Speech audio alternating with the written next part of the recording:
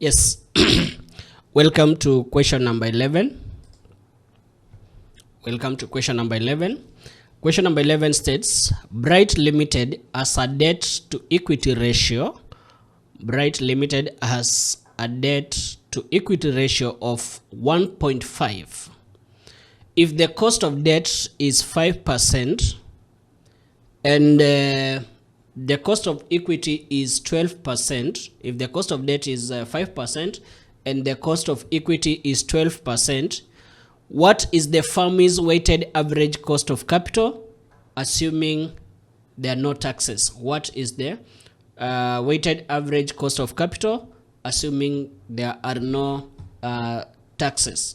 Now, let's calculate the weighted average cost of capital step by step. We have been given that in this question, we have been given that the debt to equity ratio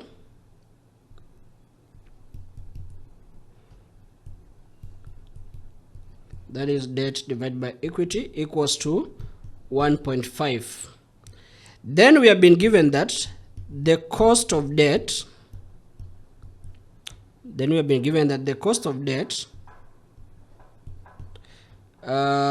equals to, we have been told is the cost of debt is 5%. So we have the 5%, which is also 0.05. Also, then we have been told the cost of equity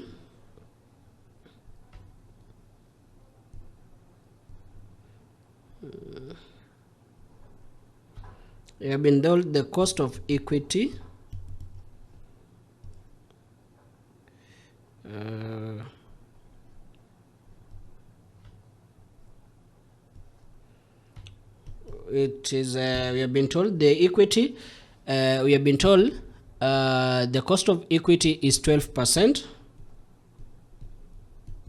That is 0.12.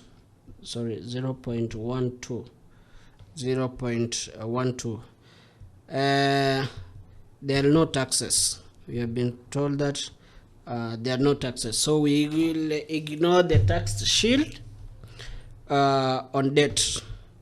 So now let's now find the weight of debts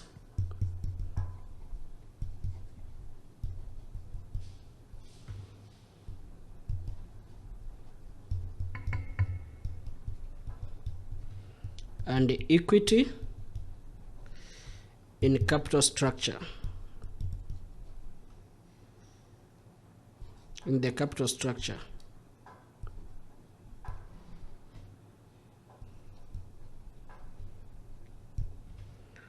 So if we have, let's say, if debt to equity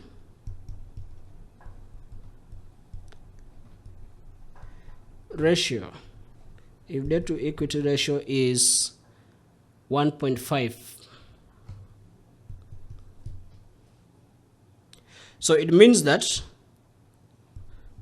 debt equals to 1.5 times equity. So we are doing the calculations for us to be able to determine the weighted debt of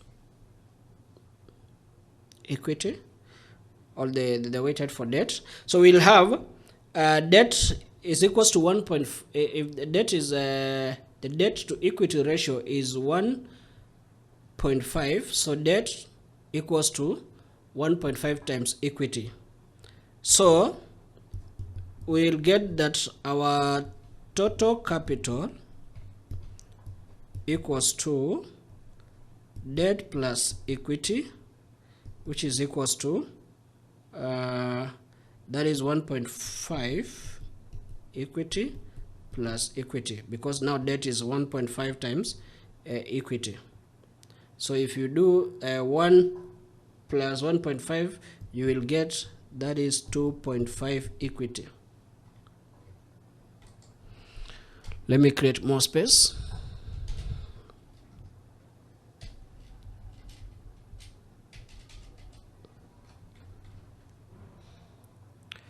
So the weights, let's calculate the weights.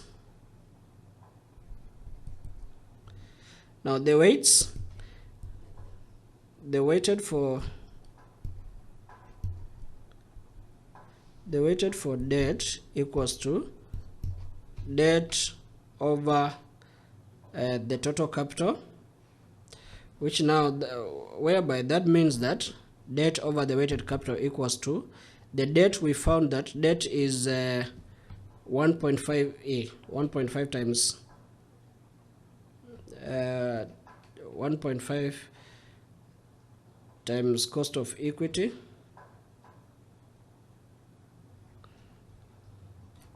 So debt is 1.5 equity divided by the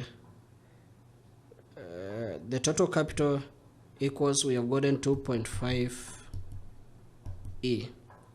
So what that means, you cancel the E, 1.5 times divided by 2.5, you'll get 1.5 divided by 2.5, you will get 0.6.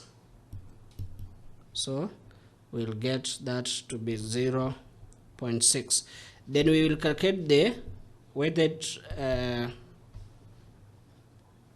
average for E. The weighted for average for equity will be equity over volatile. So we have our equity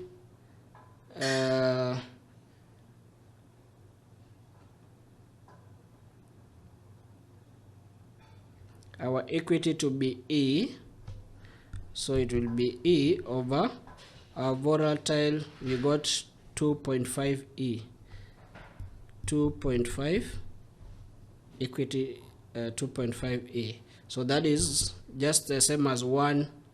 This is cancelled. That will be 1 divided by 2.5. So if we calculate 1 divided by 2.5, we will get 0.4. So which is 0.4. Now let's calculate the weighted average for cost of capital. So the weighted average for cost of capital will be the weighted for times weighted plus weighted for A plus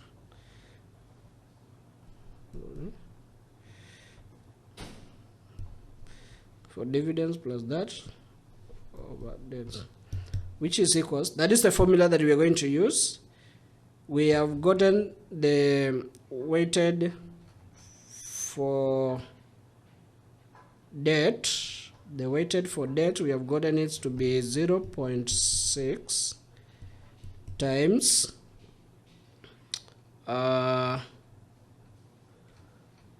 we were told the cost of debt. The cost of debt we were told to be 0.05 of percent. So times 0.05 plus, now the weighted for equity is we have gotten it at 0.4. So 0.4 sorry, this is times, so this is put into groups like that. So 0.4 times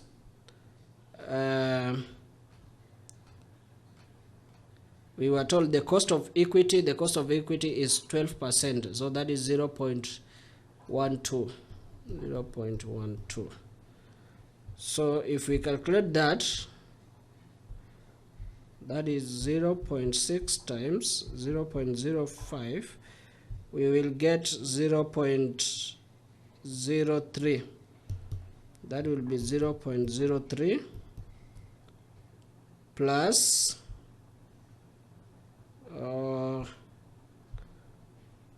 plus 0.4 times 0.12, that will be 0.048.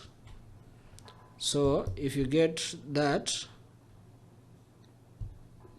0.048 plus 0.03, you will get 0.078. So if you change this into percentage, that will be 7.8%. So that is our answer, 7.8%. So our weighted average cost of capital is option D, 7.8%. That is how we calculate that. Question number 12. The dividend policy where a firm paid dividends according to a fixed percentage of its earning, adjusting for fluctuations in profit, is called the dividend policy where a firm pays dividend according to a fixed percentage of its earning, adjusting for fluctuations in profit, is called a stable predictable policy, a constant payout ratio policy, regular plus extra policy, residual dividend policy. It's called as a constant payout ratio policy. What does that mean? A constant payout ratio policy means that the firm pays dividends as a fixed percentage of its earning every period. So dividend fluctuate directly with profits. So if profits increase, it means that the dividends will increase. If the profits fall, it means that the dividends will fall. So the firm pays dividend as a fixed percentage of its earning each period. So dividend fluctuate directly from the profits, as we have said, if they increase and the same. So this provides a flexibility as dividends payment depends on the company's profitability. When you look at the other option, when you talk about a stable predictable policy, here it means that dividends are kept constant or gradually increased over time. So payment do not fluctuate directly with earnings. So it provides a reliable and a predictable income to the shareholder, including the investor's confidence. So it's useful for companies with stable cash flow. When you talk about the regular plus extra policy, that means that it pays a fixed regular dividend constantly. So extra dividends are paid when the company has a higher than expected profits. So it combines the stability with flexibility to reward shareholders during good years. When you talk about residual dividend policy, dividends are paid from residual or leftover earnings after financing all positive net present value investment projects. So dividends can highly be variable depending on investment needs. So the right answer here is the second option, constant payout ratio policy, is what we refer to as the dividend policy where a firm pays dividend according to a fixed percentage of its earning, adjusting for fluctuations in profit. Question number 13. With reference to Islamic finance, which one of the following statement best describes murabaha transactions? Sale of goods at a price that includes a profit margin agreed upon by both parties, with payment usually made in installments. Form of Islamic finance where the buyer pays the full amount for the goods upfront and does not incur any additional cost. A contract where the seller extends credit to the buyer with no additional charge beyond the original price of the goods. A type of equity investment where the returns are based on the success of the underlying business venture.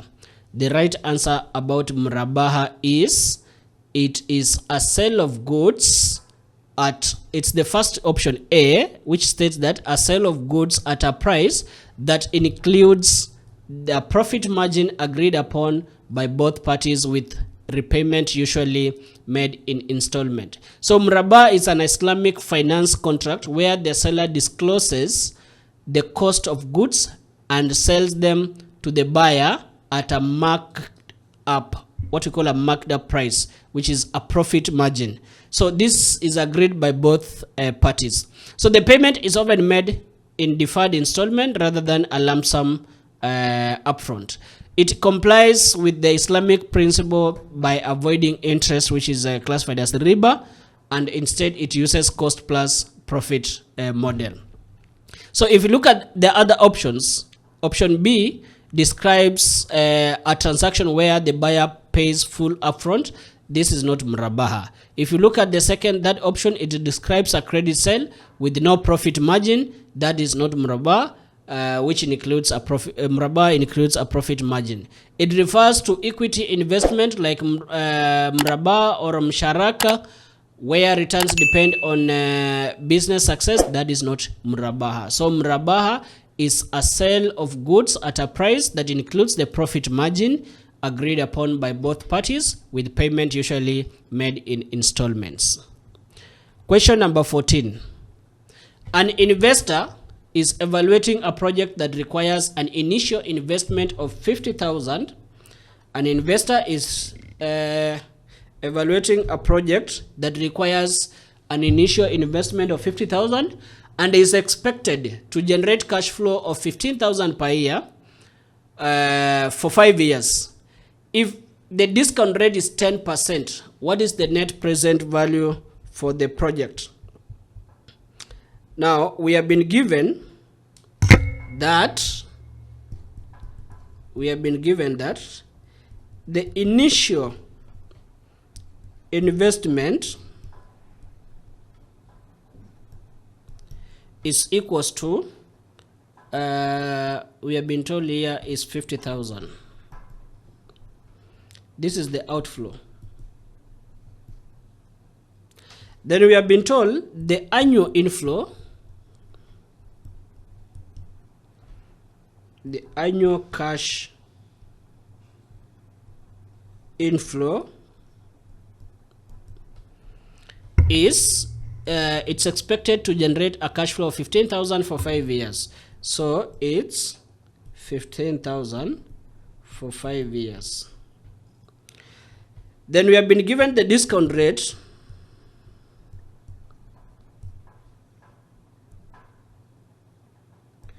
to be, we have been told if the discount rate is 10%, which is like 0.1, sorry. And then we have been given the number of years to be 5 years. Now let's calculate the present value of cash inflows. So we will go with the formula that present value equals to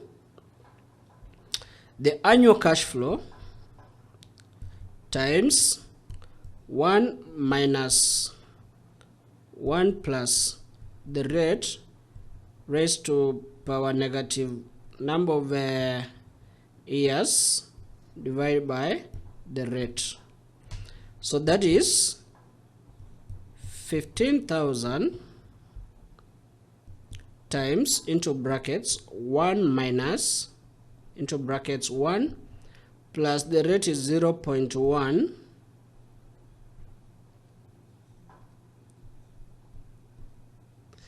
raised to power negative 5 over 0.1. So that is 15,000 times, let's do the calculations of this part here first so that we can see what are we getting there. That is 1 plus 0.1, that is 1.1. So 1.1 raised to power negative 5. We will get, that is 1 minus 0.62092 over 0.1.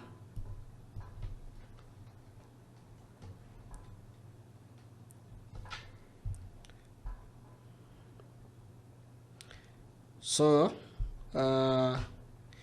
if we calculate 1 minus 0.62092, that will be 15,000 times 1 minus that, will get 0.37908 divided by 0.1.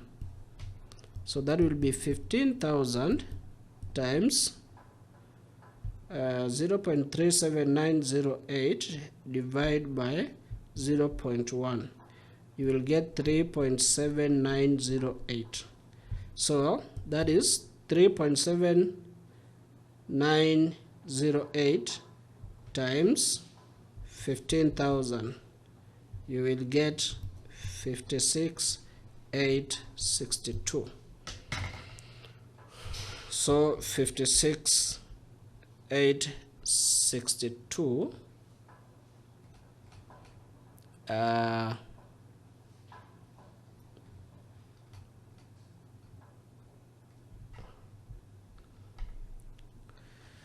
so we will get 56,862 as our present value. Now if we calculate the net present value, so now the net present value, okay, let me just put it by net present value equals to the present value minus the initial investment. The initial investment. Let me create space. Let me finish up it here. So that will be 56,862 minus the initial investment value we were given is 50,000. So that will be 6,862. 6,862. 6,862 is our option as option C. So that is the right answer. Now question number 15. We have been told Best Buy Limited is considering a modernization of its product lines project that requires an initial investment of 50,000. The project is expected to earn Best Buy Limited additional annual net income of 70,000 and will have a lifespan of 5 years. Calculate the accounting rate of return for the project. Now calculate the accounting rate of return for the project.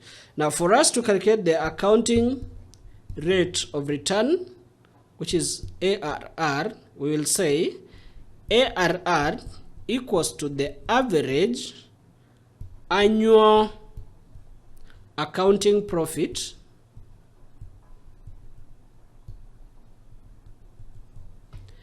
divided by average annual accounting profit divided by initial investments,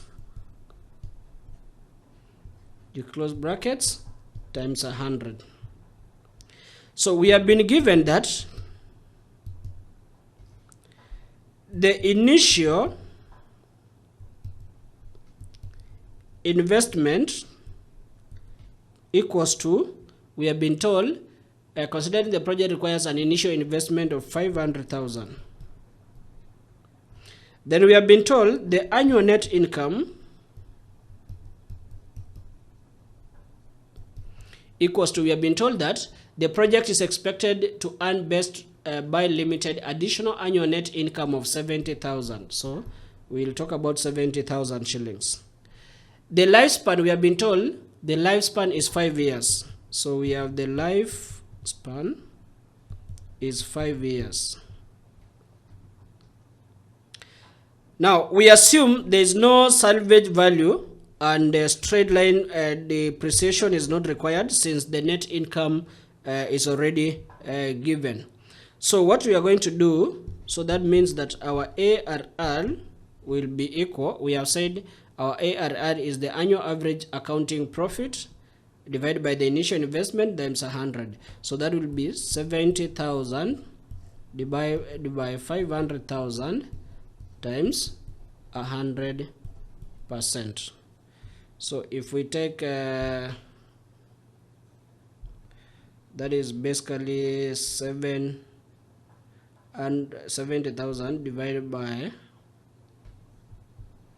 500,000, we will get 0.14 times 100%. So basically that will be 14%. So our answer is B, 14%. Now question number 16. Which one of the following is a challenge faced by small and medium enterprises when assessing traditional bank loans as a source of finance? Which one of the following is a challenge faced by small and medium enterprises, that is, those are SMEs, when accessing traditional bank loans as source of finance? High interest rates imposed by banks, lack of collateral or inadequate financial history, the preference of banks to lend only to large corporations, regulatory restrictions that prevent banks from lending to SMEs. The answer is the lack of collateral or inadequate financial history, because small and medium enterprise, the SMEs, often struggle to access traditional loans due to the following challenges. The first one is lack of security, lack of collateral. Most SMEs have limited fixed assets. They don't have a property. They don't have cars for them to have logbooks that they will use as collateral. They don't have land for them to have title deeds to use as collateral. So they don't have this security loan. So accessing secure loan becomes a problem. So the bank often requires collateral to reduce its risks. So the banks do not have this kind, the SMEs do not have this kind of collateral. Also, when it comes to the inadequate financial history, many SMEs lack audited financial statements, so they don't have the formal records. In fact, many SMEs, if they are banking, you'll find that the owner, his bank account acts the account of that business. So they mix personal money with business money. So it's hard to tell which money is meant for the business. So they do not have these audited financial statements. They do not have formal records or even the credit history. So this makes it hard for the banks to assess their risk worthiness or their credit worthiness in terms of repayment ability and the credit worthiness, as I first said. So it makes it impossible for the banks to lend to them. When you look at other options, for example, when you say that high interest rates are imposed to the banks, yes, there can be high interest, but while these high interest or the interest may be high, they are not only primary the barrier. They're not only the barrier. So banks may not lend at all without sufficient credit into informational collateral. The preference of banks to lend only to large corporations, that is not strictly true.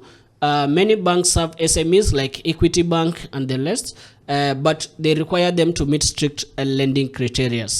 Regulatory restriction to prevent banks from lending SMEs. There is no general regulation that regulates or that prohibits banks to lend to SMEs. Otherwise, in fact, the regulation, even most of the regulators are campaigning for the banks to lend to SMEs because they are the ones who grow the economy. They're the ones who owe in large numbers. So the best answer there is B, which means that lack of collateral or inadequate financial history is the most or the challenge that affects the SMEs from accessing loan funds from banks. Question number 17. Which one of the following consideration is most critical for ensuring successful issuance of bonds as a source of external financing? Which one of the following is considered the most critical for ensuring successful issuance of bonds as a source of external financing? So the estimated maturity date of bonds, the credit rating of the issuing company, the marketing strategy for bond promotion, the type of underwriting used for the bond issuance. The best option is the credit rating for the issuance of company. Now, when you talk about the credit rating for the issuance for the issuing company, a credit rating is an independent assessment of a company's credit worthiness. So, in other words, what it means that this is how likely it is to repay its debts.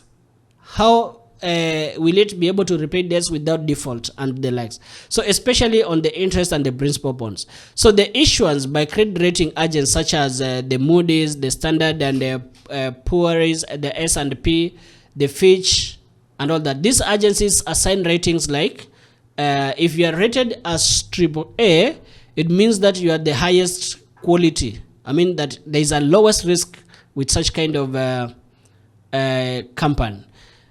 AA/A, it's a high quality. Triple B, medium, if you are rated as that, medium grade, that is investment grade, ends here. BB/B, speculative, there will be junk bonds. And CCC, triple C/D, this is very risky. This is a default.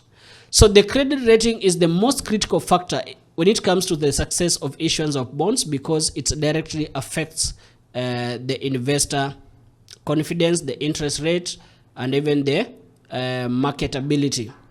So when you look at the other option, when you talk about estimated maturity date, it's important, but not as critical as the credit rating. So it affects the duration risk, but won't make or break a bond issuance. When you talk about marketing strategy for bond promotion, it's useful for investor outreach, but not a substitute for strong credit fundamentals. When you talk about the type of underwriting used, relevance of how the bonds are sold, but secondary to the company's ability to repay. This is the credit rating what the credit rating assesses and all that. So the best option is the credit rating of issuing company. Question number, we have been given a question. Use the following information to answer questions 18 to question 22. Simon Muya has invested 60% of his funds in shares of company X and 40% in shares of company Y. The following probabilities distribution relates to the shares of the two companies. So Simon Muya has invested 6% of the funds in shares of company X and 40% in shares of company Y. The following probability distribution relates to the shares of two companies. Now we have a state of economy, the probability, the boom norm and all that. Return on company X shares percentage 20%, on the boom normal 12, recession 8. Return on company Y shares 10, 15 and all that. Determine the standard deviation of the shares of company X. That is question number 18. So okay, let's do that. Now let's solve each question step by step using the provided probability distribution. We have been given this probability distribution here. So we are being told that Simon has invested 60% in Y and 40% in X. Now we are being told to calculate the standard deviation for X. So the standard deviation for company X shares, if you look at the expected return of X, we will calculate the expected return of X, which is equals to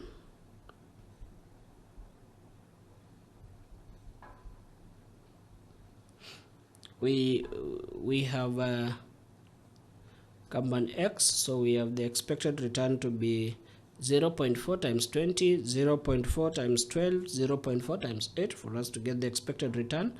That is 0.4 times 20 plus 0.4 times 12 plus 0.2 times 8 according to the ratios that we have been given here.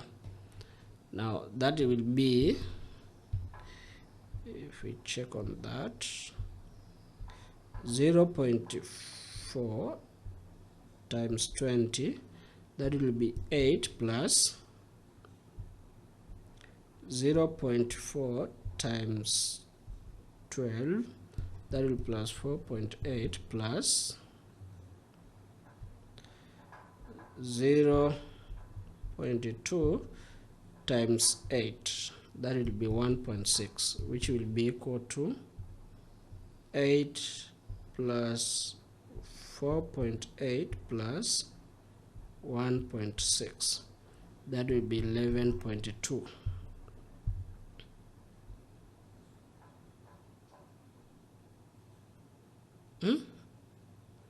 No.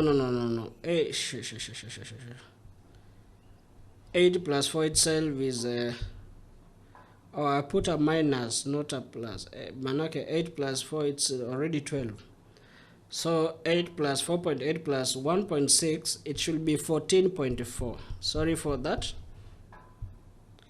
14.4. So that is the expected return for X. Now, if we look at the variance,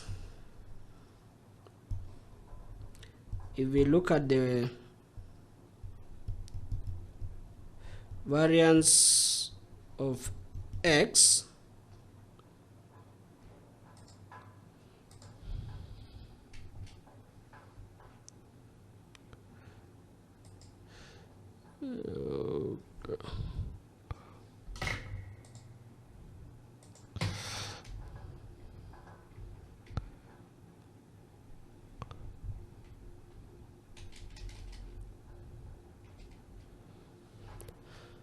now if we look at the variance of X,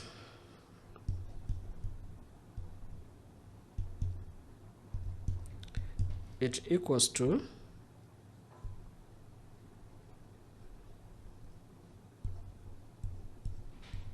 variance of X is equals to the summation of B1 into R1 minus expected rate. You get the squared. That is the formula for the variance. So the summation for R1, that will be 0.4. Let's take it from so that we can make use of space. 0.4 into brackets 0.4 into brackets 20 minus 14.4. So that would be 20 minus 14.4 squared plus 0.4. The other one is 12 minus 14.4 squared plus 0.2. The other one is 8 minus 14.4 squared. So that will be 0.4 times, okay, let's get that, 20 minus 14.4, that is 5.6 squared plus 0.4 times, that is 12 minus 14.4, that is negative 2.4 squared plus 0.2 into brackets times 8 minus 14.4, that is negative 6.4 squared, which now is equals to 0.4 times 5.6 squared, that will be 31.36 plus 0.4 times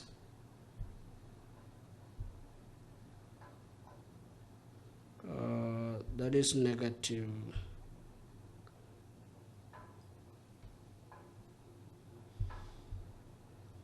2.4 squared, which will be 5.76 plus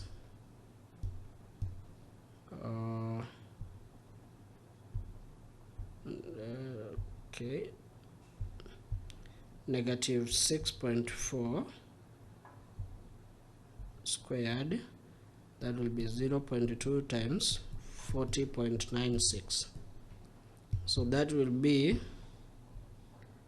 0.4 times 31.36, that will be 12.544 plus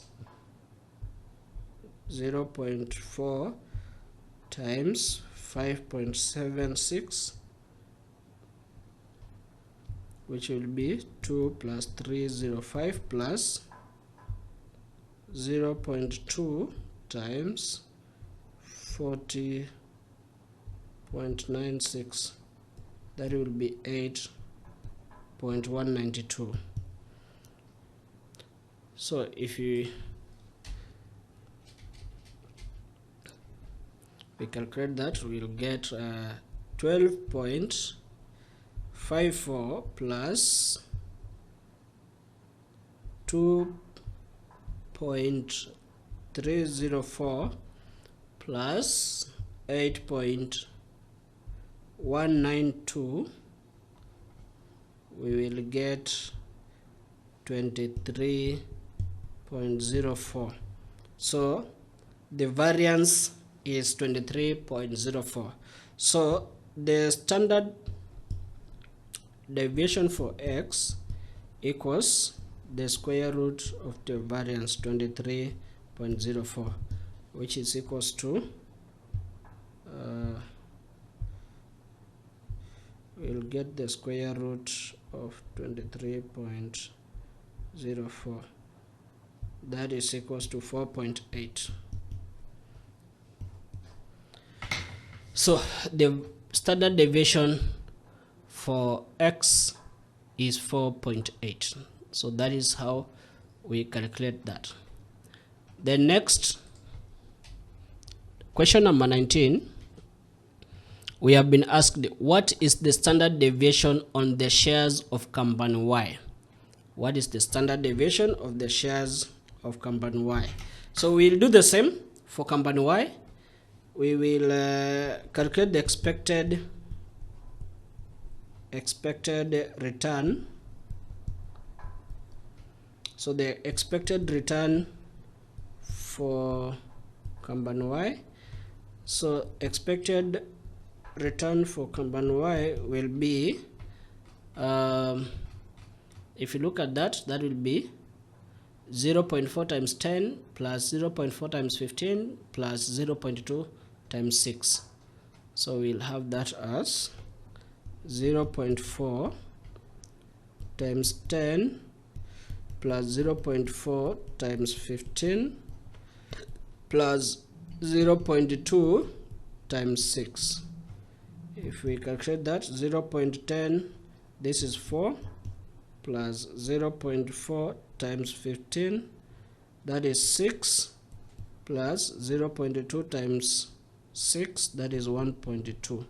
So if you get that, 4 plus 6 is 10, plus that becomes 11.2%. Now then, let's get the variance. Let's get the variance for Y. Now, the variance for Y equals to, like we did that, 0.4 into brackets 10, because the first one that we have calculated is 10 minus 11.2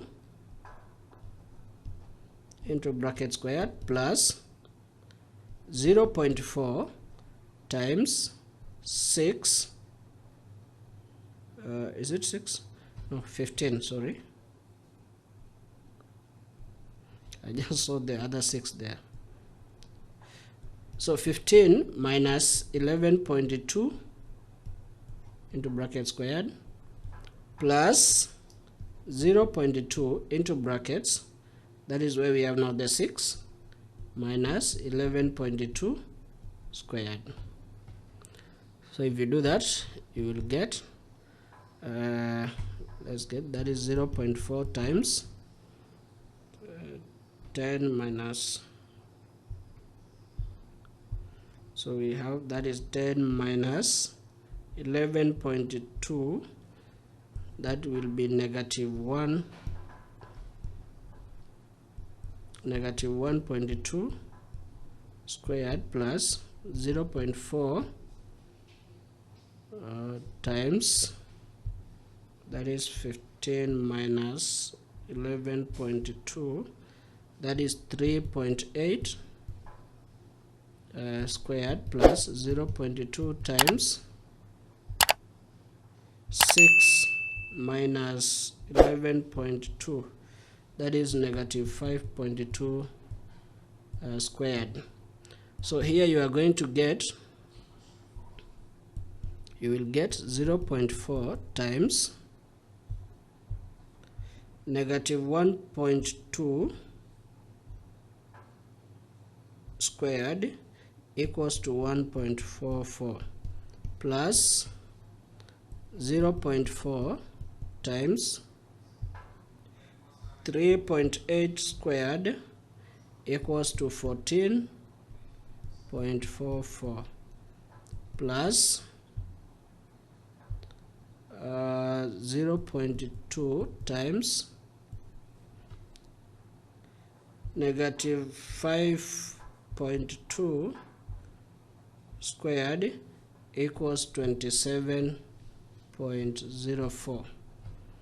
Now 0.4 times 1.44 equals to 0.576 plus 0.4 times 14.44 equals to 5.776 plus 0.2 times 27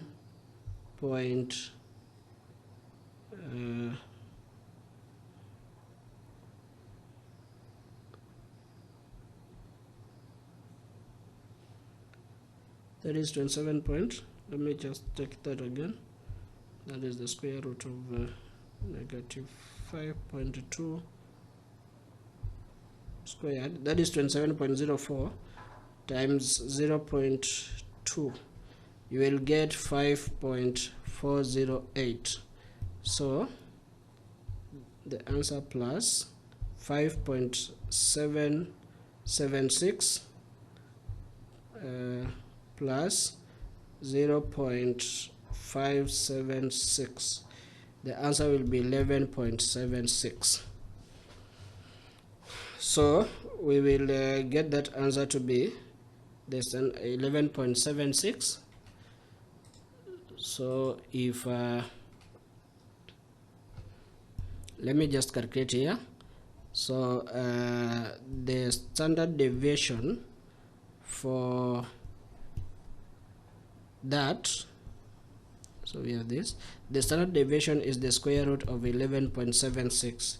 so if we get the square root of 11.76,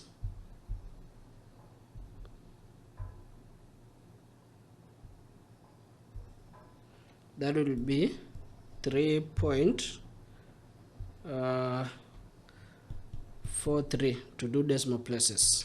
That will be 3.43 to 2 decimal places. So that becomes our answer. So the standard deviation for 19 is the standard deviation is P. So the answer is B. Now, number 20, the expected return of the portfolio. Calculated the expected return of the portfolio. Now, when you talk about the expected return of the portfolio, what that means is that we will talk about the portfolio weights. The portfolio weights, which are telling us that 60% is for X and 40% is for Y. So what that means is that the expected return portfolio equals to the weighted for X times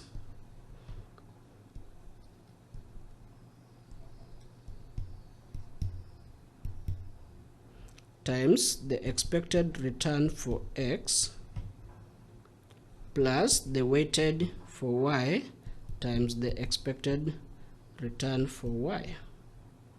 So what that means is that the expected return portfolio equals to 0.6 times, because we were given the percentage for X is 60%, though that is 0.6. We calculated the expected return for X is 14. We calculated the expected return for Y. The expected return for Y is 11.2. So we get 0.6 times 14.4 plus 0.4 times 11.2. So that will be 0.6 times 14.4, that will be 8.64 plus 0.4 times 11.2, that will be 4.48, which is equals to 4.48 plus 8.64, that will be 13.12. 13.12. I think that is the answer. So number 20, the expected return for portfolio, the answer is C, 13.12. Number 21, assuming the returns of shares of company X and the company Y are perfectly positive, correlate what will be the covariance. Now we are looking at the covariance. So when you are talking about covariance,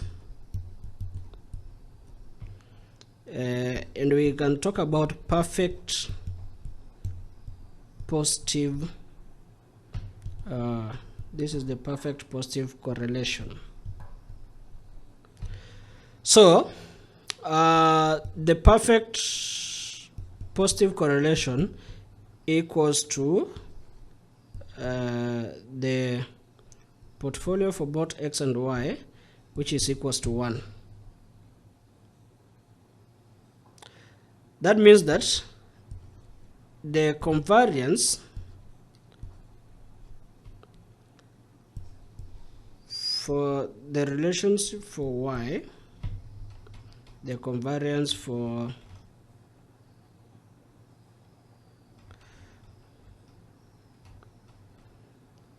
Y and the region for Y equals to, there's a formula that we using, xy times the standard deviation for X times the standard deviation for Y.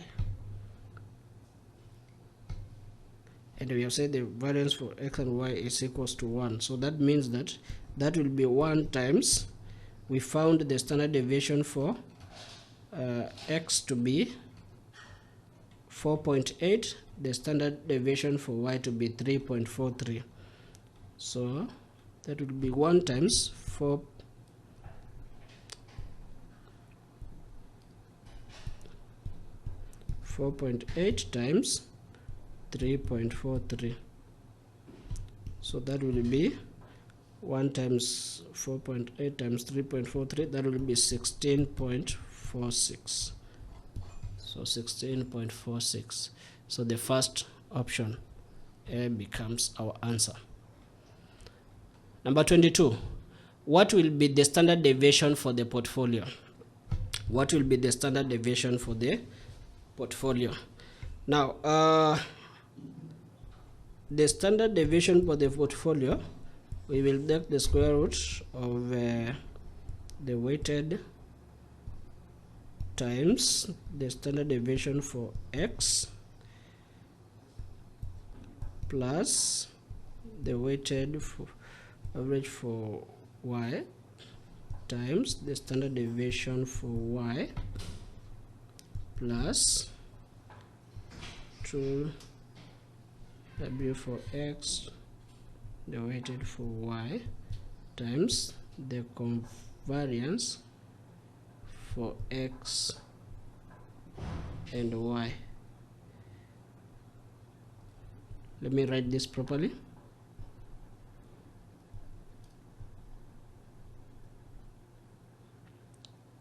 So L for Y times the covariance for X and Y.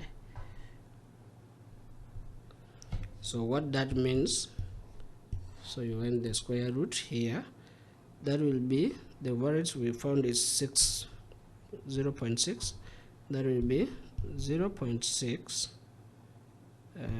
squared times 23.04 times 0.4 squared times 11.76. Now you see, when you're talking about 23, that is as we got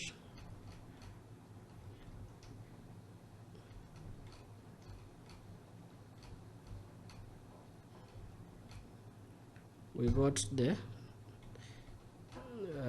variance for X was 23 and the variance for Y was 11.76. So that is why we are getting is the variance for what and all that. So plus 2 times 0.6 times 0.4 into brackets 16.46.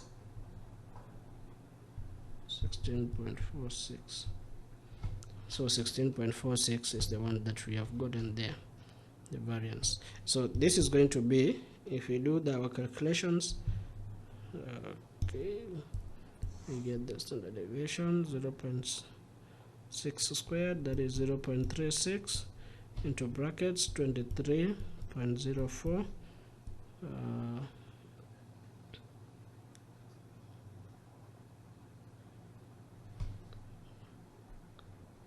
plus,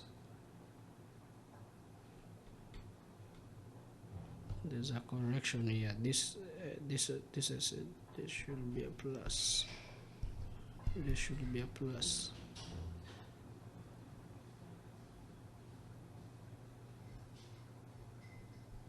Yeah, so 0.23. So if we calculate that, 0.23, so plus 0.4 squared, that is 0.16 times 11.76 plus 2 times 0.6 times 0.5, you get 0.48 into brackets 16.46. So we continue. So 0.36 times 23.04, you will get 8.2944 plus 0.16 times 11.76, you will get 1.8816 plus 0.48 times 16.46, you will get 7.9008.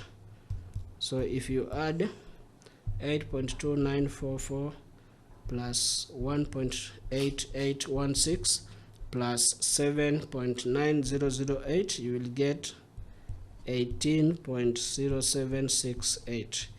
So if you get the square root of that, square root of 18 point what, you will get 4.25. 4.25.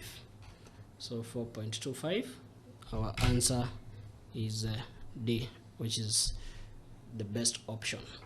So that is how you calculate that, and I think we were supposed to answer that question from question number 18 to 22.